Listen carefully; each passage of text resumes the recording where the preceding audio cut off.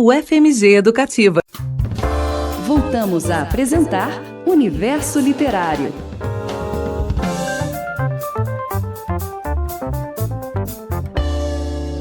Olá, muito bom dia. Nós estamos de volta com o Universo Literário. Por aqui é a Estação do Conhecimento. Muito obrigada pela sua audiência e companhia. Se você chegou agora, entre, fique à vontade. Seguimos juntos até às 10 da manhã com o melhor da literatura e da música brasileira. E agora vamos conversar com a professora Scarlett Marton, titular de Filosofia da Contemporânea da USP, e também com o professor Fernando Moraes Barros, ele que é do Departamento de Filosofia da Universidade de Brasília e estudioso de Estética e Filosofia da Música. Nós vamos falar sobre o Box, lançamento da autêntica editora Assim Falava Zaratustra, e Nietzsche, a obra por fazer Zaratustra.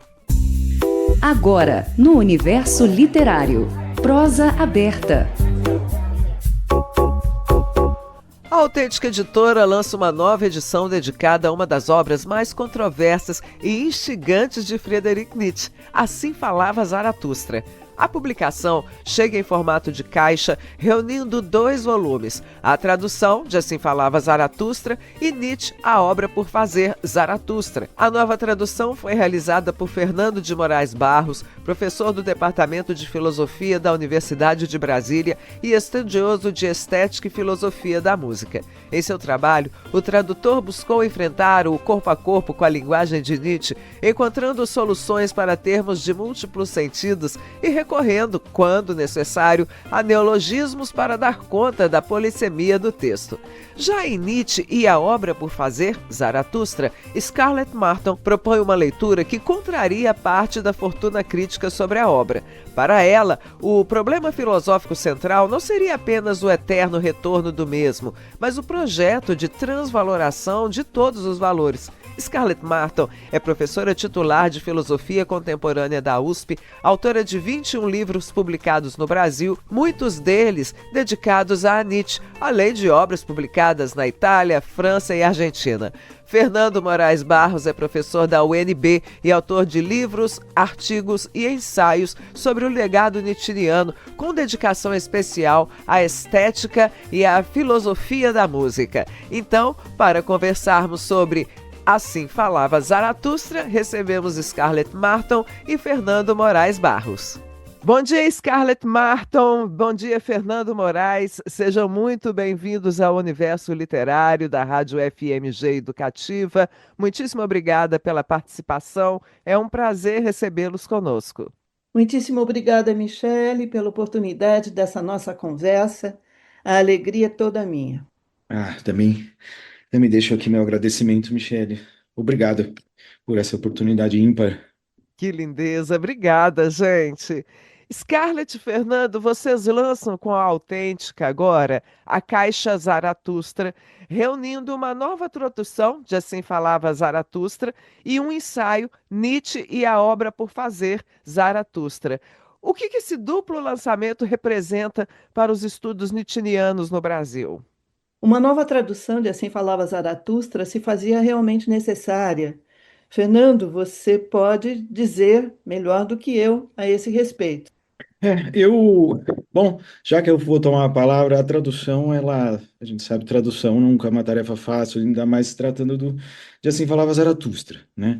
Eu, na verdade, no que se refere a esse projeto da Autêntica, não me lembro de ter visto nada desse teor, por várias razões, por ele vir apetrechado, afinal de contas, com notas que são mais que notas, e todo um desafio que, da minha perspectiva, está além daquilo que, em geral, designa a tarefa da tradução, que é você verter uma língua para outra, né? Daí, tradutor é traidor, enfim, é igual goleiro, quando leva um frango no jamais esquecido, esse tipo de coisa. É mais do que isso, né? O que está em jogo aqui é uma tentativa, digamos assim, e aí, editorialmente, acho que a Autêntica, eu só tenho a agradecer, Scarlett, nem se fala, né, em dar essa oportunidade, né, não só de verter palavras de uma língua para outra, senão que ter uma experiência que tem a ver com uma intensidade subjetiva, né? Zaratustra e Nietzsche, enfim, trata-se aí de textos que não basta simplesmente você conhecer a língua, você tem que, de alguma maneira,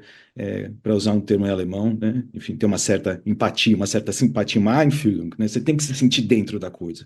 E, de algum modo, eu, digamos assim, procurei me sentir dentro desse texto na tradução, e a Autêntica, como casa editorial, me senti aí numa casa propriamente dita, e a Scarlett certamente como, digamos assim, aquela que me conduziu ao longo, né, desse bem-estar nessa casa.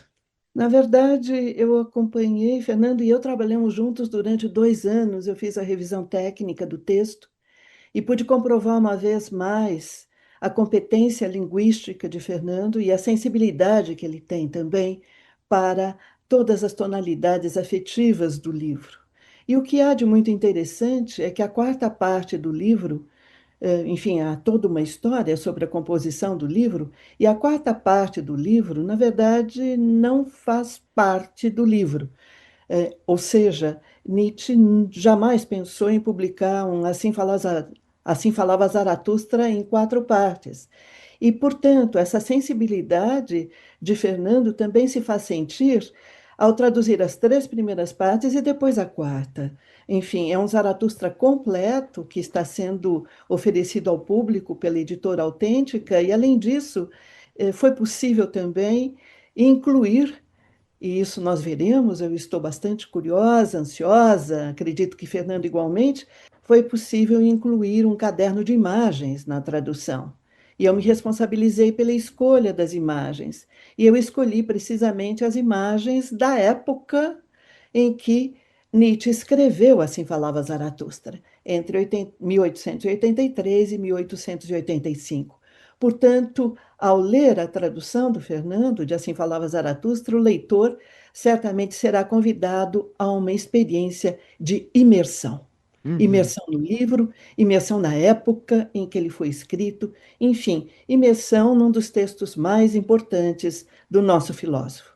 E Fernando, Assim Falava Zaratustra é apresentado como um dos livros mais controversos de Nietzsche, uma obra de ficção que mistura o cotidiano ao profundamente filosófico, com uma linguagem próxima da cadência bíblica. O que torna esse livro tão singular dentro da produção do filósofo? Certamente esse, acho que é a espinha dorsal, né, de todo aquele que se vê às voltas com esse texto, porque ele, de alguma maneira, o Nietzsche ele faz confluir formas, estilos, talvez, que de alguma maneira nos trazem a um universo, né, a um horizonte hermenêutico da filosofia, né, há passagens em que, no sentido escriturístico bíblico, certamente não nos termos da cristandade estatutária, mas precisamente de uma espécie de, algo propriamente nietzschiano, de uma transvaloração dos valores, né, digamos assim, não uma mera inversão da Bíblia, né, se é que se pode dizer, né, e o próprio Nietzsche ele chega a designar essa obra como um quinto evangelho, né, mas certamente não se trata aí de alguém que quer expor assintosamente ao ridículo, enfim, a cristandade, né? Muito mais que se lhe diga, Nietzsche ele se vale, assim como outros estilos, também do estilo escriturístico para como que, digamos assim, por dentro, né, desse registro, subverter perspectivas de avaliação cristãs. Mas enfim, há outros caminhos, né? Há muito de música, né? Assim falava Zaratustra, né?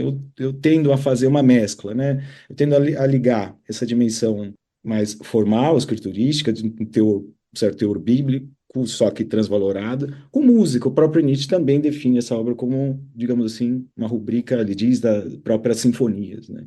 Isso faz com que noções filosóficas sejam enfim, reinterpretadas ou ressignificadas, né? E, por outro lado, também noções que talvez fossem muito comuns em registros, digamos, poéticos, literários, que ali também não tem uma função poética. Nem tudo no Zaratustra é uma parábola, né? Nem tudo é expressão poética, né? Ao contrário, né? O próprio Zaratustra vai criticar, em boa medida, enfim, a própria poesia. Mas, sem dúvida, dos textos de Nietzsche, eu acho que é aquele que, pelo menos do ponto de vista estilístico, suplanta, né? Ali tem todas as modalidades enunciativas que ele experimentou, vivenciou, sentiu e pensou. Scarlett, no texto da nova edição, você destaca que a relação do Nietzsche com o Zaratustra nunca foi simples, já que a obra passou por diferentes versões e teve uma história editorial bastante fragmentada. Como é que você acredita que esse percurso interfere na forma como devemos enxergar e interpretar o livro? Em se tratando de Assim Falava Zaratustra, eu acho, antes de mais nada, bastante importante nós distinguirmos duas obras diferentes, né? Por um lado, um Assim Falava Zaratustra em três partes, que foi precisamente a obra autorizada por Nietzsche, depois renegada. Ele pensou em começar um novo Zaratustra a partir da quarta parte, e um Assim Falava Zaratustra em quatro partes, que é a obra consagrada, aquela que chegou até nós, mas que jamais foi autorizada pelo próprio Nietzsche. Então, eu tenho a impressão de que o leitor ele tem de ter muito cuidado ao ler o livro nesse sentido. Eu diria, um livro completo, no meu entender, é o Zaratustra em três partes.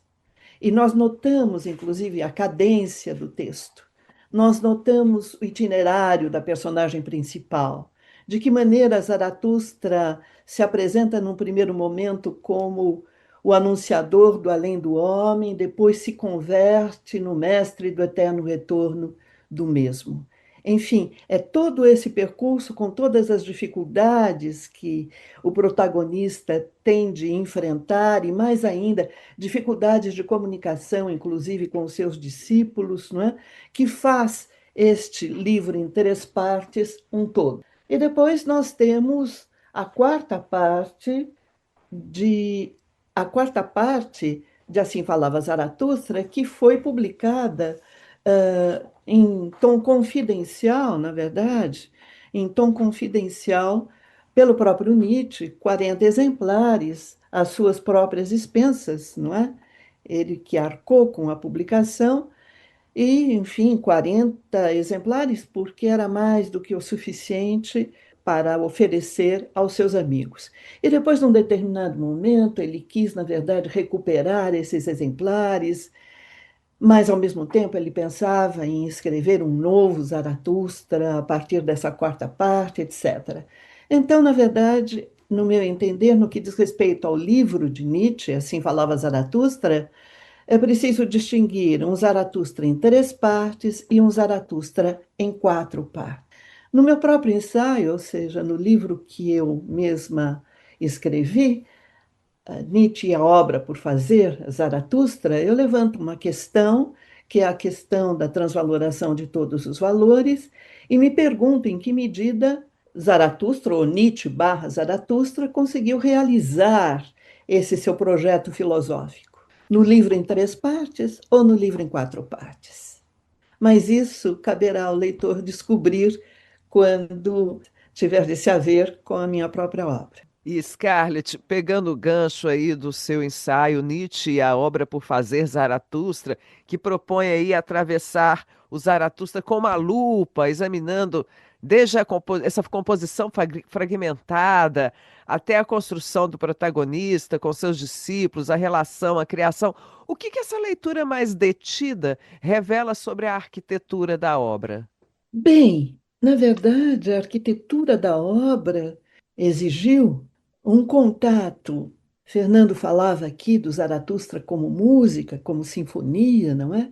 Enfim, mas exigiu um contato, exigiu que eu frequentasse as óperas de Wagner, porque há muitas remissões, a Bíblia luterana, que é a ela que Nietzsche se referia, mais do que isso, a literatura alemã, de modo geral, enfim, Goethe, Hölderlin, etc., e ainda os estudos sobre o zoroastrismo, o tsurvanismo e o mazdeísmo. Porque a pergunta é essa: por que, afinal, Nietzsche escolheu como personagem Zoroastro? Zoroastro ou Zaratustra, que é um sinônimo, enfim, do mesmo termo. E isso me levou também a estudar a história das religiões. Portanto, na composição do livro, é um livro extremamente rico, e que, para fazer um trabalho mais aprofundado em termos de exegese, é preciso abrir-se para o mundo. Aliás, eu gostaria de dizer algo a esse respeito, em particular em relação ao Zaratustra de Nietzsche, mas de modo geral em relação aos livros de Nietzsche. Me parece que Nietzsche nos põe sempre em contato com o mundo. Para compreender os seus textos, é preciso lançar-se também na literatura, na música, na pintura e daí por diante. Fernando, você fala de uma tradução que não evita o corpo a corpo com o texto, inclusive recorrendo a soluções específicas e neologismos para lidar com a polissemia do Nietzsche. Como é que foi acompanhar essa nova tradução e realizar a revisão técnica da edição? Então, agora, tanto pegando carona a partir do que Scarlett dizia, uma das dificuldades, na verdade, é que com todo aquele que se depara com a tradução desse livro, e veja, a tradução, isso talvez fosse interessante, sem querer desviar da sua questão, mas a mim me parece importante só frisar isso, que não sei se todas as pessoas têm muita consciência a esse respeito. Assim Falava Zaratustra é a obra de Nietzsche, do ponto de vista editorial, com a maior quantidade de tradução já feita, por mais diversas línguas, né? Isso mesmo quando Nietzsche é vivo, no final do século XIX, né? Você tem, por exemplo, na França, ele apareceu em 1898, na Itália, 1899, na Espanha, em 1900, na Inglaterra, em 1896, na Finlândia, inclusive, em 1907, em Portugal, em 1913, e daí vai, né? Ela já foi traduzida para outros continentes, né? Enfim, para o árabe, chinês, japonês, coreano, iraniano. A Irã, diga-se de passagem, é a terra original, né, de Zoroastro e Zaratustra.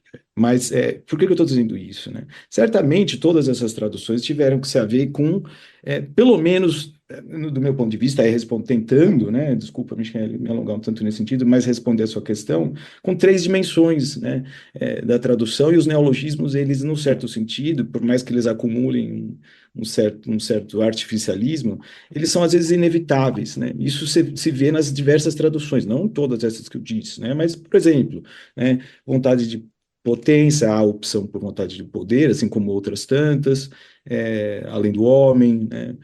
Si mesmo, ultramundanos, enfim, são diversas os mais que demais, enfim, são diversas os neologismos que nos apresentam, mas no fundo são todas tentativas, né, de uma maneira ou de outra, de marcar, né, essa distinção da ação, da narrativa do Zaratustra, porque veja, a questão toda não é só que Zaratustra é o alter ego de Nietzsche, até porque para Nietzsche sequer existe ego, né? Não existe o sujeito, razão pela qual não existe um autor que cria uma personagem e ela vai mostrando como ela fez a sua doutrina ou adquiriu um conhecimento específico, né?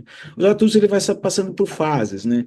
E, num certo sentido, ou seja, nessa narrativa, né, onde até os animais, sobretudo os animais, às vezes ganham uma centralidade, os locais, né, cavernas, ilhas bem-aventuradas, o lugar de fala, por usar uma expressão mais contemporânea, é muito importante nesse livro, né, e às vezes para demarcar esse tipo de distinção, muitas vezes muito refinadíssima, é preciso, às vezes, traduzir o mesmo termo em alemão por outros termos, né? Ou seja, salvaguardando, digamos assim, uma dimensão própria da personagem em relação a outras. E, por outras vezes, os termos se repetem também, né? Só que com sentidos distintos, porque o Zaratustra ele fala consigo mesmo de outra forma, né? E essas traduções, elas, num certo sentido, assim como é que eu procurei fazer, espero que com algum êxito, tem, digamos, esse desafio de mostrar essa distinção, enfim, que é um pouco fractal, mas ela é única, né? E a última, porém não menos importante, é a dimensão, afinal de contas, daquilo que Nietzsche chamava, enfim, né, dessa dimensão da escrita, né? Para Nietzsche, a escrita é uma espécie de sublimação, um reflexo sublimado dos instintos, né? Para reconhecer isso na escrita do Nietzsche, você tem que, como Scarlett dizia, vivenciar algo, né? Você tem que vivenciar o que você está lendo, o que você está escrevendo, numa medida, né, espero, né, verdadeira, né, com aspas, essa palavra, né? Legítima, enfim, pessoal, né, marcante, talvez inesquecível, né? Talvez eu nunca mais me esqueça disso que eu fiz. Não sei se, não sei se para o bem ou para o mal, ou para além do bem e mal, espero. Uma experiência inesquecível. Scarlett, você afirma que é preciso falar em duas obras, de Nietzsche, a obra feita e a obra por fazer. O que permanece por fazer em Zaratustra e por que esse livro continua exigindo novas leituras, traduções, interpretações? Na verdade, enfim, a obra de Nietzsche, enquanto um todo, continua exigindo novas leituras e novas interpretações. Mas no caso de Assim Falava Zaratustra, a situação é outra, justamente porque em Zaratustra nós temos a polifonia da existência, não é? É isso que está presente lá. Ou seja, as várias personagens que encontramos no livro, não é? Representam, na verdade, eu não diria representam, expressam diferentes tonalidades afetivas, diferentes impulsos, e tudo isso precisa ser levado em conta.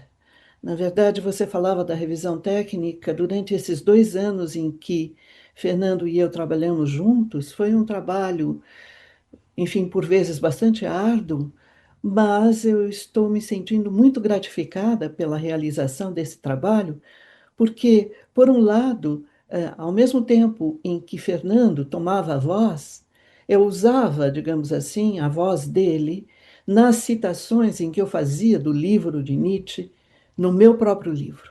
Portanto, foi um trabalho, de uma certa forma, conjunto, ao longo de todo esse tempo, não é? Com diferentes modulações. E no meu próprio livro, eu tenho a impressão de que, para mim, era um desejo há muito tempo acalentado. Na verdade, é um trabalho que eu iniciei, veja só, Michele, em 1989, Nossa. e que foi várias vezes interrompidos. Eu comecei por ler linha a linha o Zaratustra com um grupo de estudantes, logo depois que eu defendi a minha tese de doutoramento. Então, defendi em 88 e em 89, em outubro de 89, nós começamos a leitura de Assim Falava Zaratustra. O grupo, evidentemente, mudou de composição, eram estudantes que alguns tomaram outros rumos, etc. Mas o trabalho durou 4 anos e meio. Depois eu dei vários cursos na graduação, na pós-graduação, fiz conferências no Brasil e no estrangeiro, enfim, publiquei textos tanto na Europa quanto no Brasil, etc.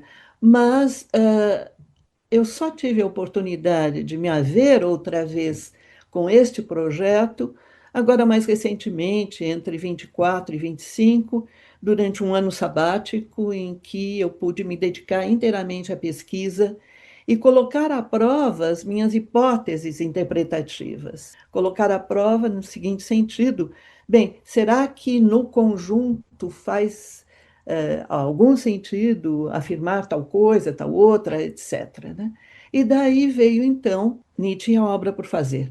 Por que a obra por fazer? Porque a questão que eu me coloco, a questão central, a diferença da maioria dos comentadores, a maioria dos comentadores se deixa levar por uma afirmação de Nietzsche, em que Nietzsche diz que a ideia do eterno retorno do mesmo é central em Assim Falava Zaratustra. Sim, ela é central, mas ela não é o problema filosófico mais importante do livro. Então, na verdade, a mim me parece, e foi isso que eu procurei defender no meu trabalho, a mim me parece que o eterno retorno do mesmo é apenas uma condição necessária, mas uma condição para a transvaloração de todos os valores. Transvalorar todos os valores, o que Nietzsche pretende é fazer uma revolução na maneira de pensar, sentir e agir do ser humano. E a pergunta que eu me coloco é esta: ele consegue transvalorar todos os valores? Ele consegue em qual Zaratustra? No Zaratustra em 3 partes? Na quarta parte do Zaratustra? Ou no Zaratustra em 4 partes? Bem, esse é o problema filosófico central, a meu ver, né? E eu procurei justamente montar todo o projeto do meu livro nessa direção. Esse é o problema central, o problema filosófico central, que está no cerne do livro. E a questão que eu me coloco é essa. Mas eu não vou aqui, como se diz atualmente, dar spoiler e já trazer a resposta. Eu deixo que o leitor descubra. De toda forma, no que diz respeito ao meu trabalho, enfim, é um trabalho em 8 capítulos, não é?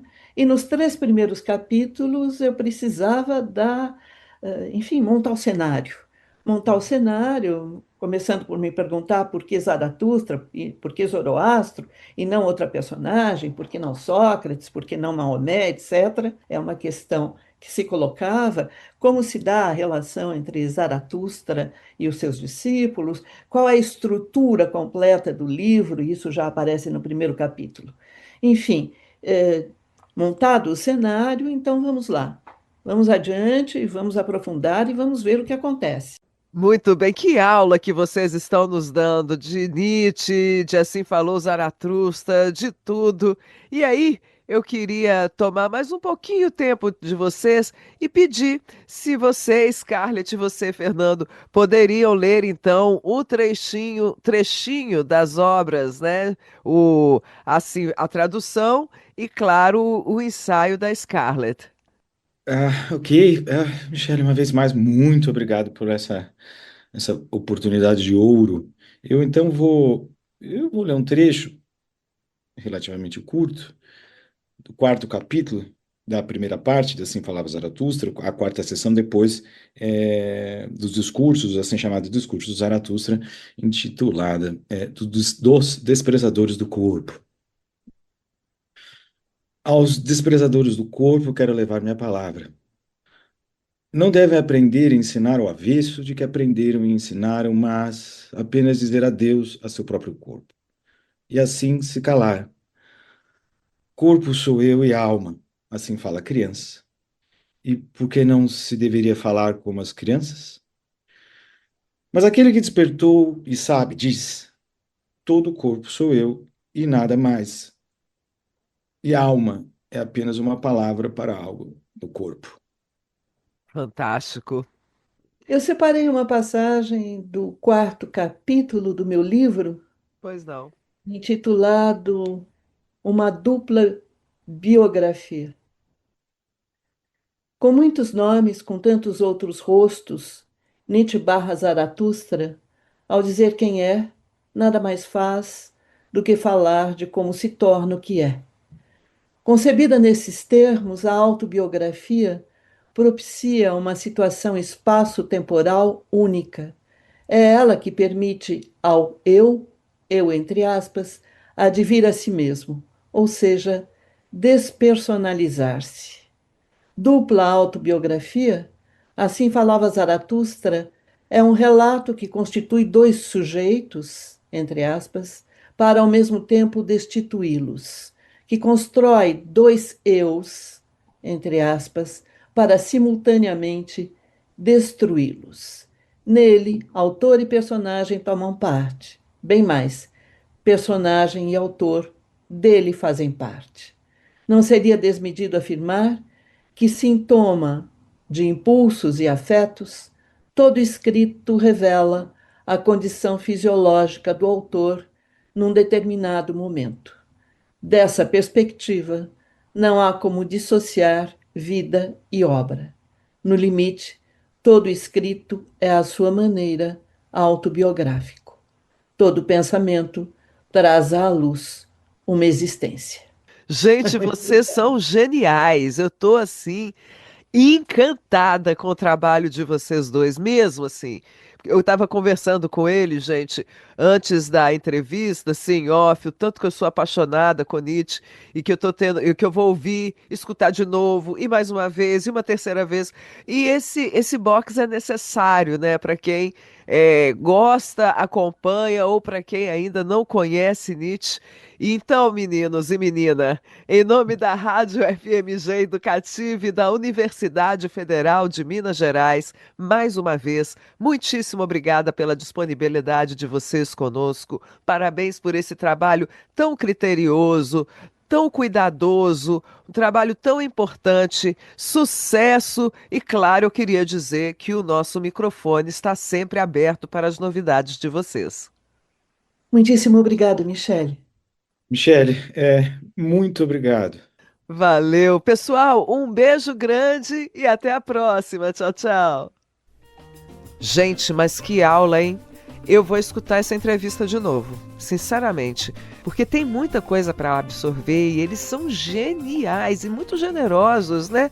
tá aí então a nossa conversa com a professora de Filosofia Contemporânea da USP, Scarlett Marton, e o professor do Departamento de Filosofia da Universidade de Brasília, Fernando de Moraes Barros. Falamos sobre a Caixa Zaratustra, lançamento da Autêntica Editora. Conversamos sobre tradução, filosofia, linguagem, interpretação e todo o caminho editorial que as obras percorreram.